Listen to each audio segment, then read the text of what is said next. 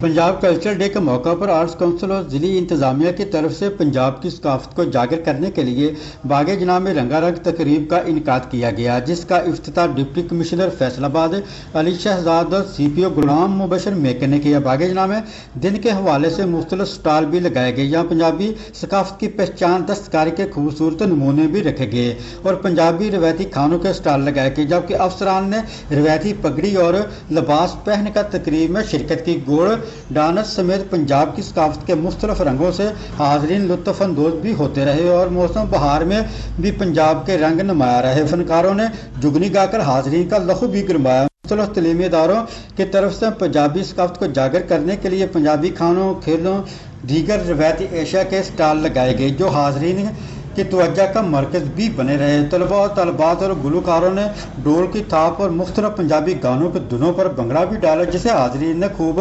सराहा। इस मौका पर डिप्टी कमिश्नर का कहना था कि अपनी सकाफत को भूल जाने वाली कौमें तारीख में ज्यादा अरसा जिंदा नहीं रहती। पाकिस्तान के हर सूबे की सकाफत अपनी मिसाल आप ही, मगर पंजाब की सकाफत के क्या कहने, सबसे अच्छा पंजाब कल्चर डे है। कैमरामैन मलिक आबिद के साथ वाश न्यूज़।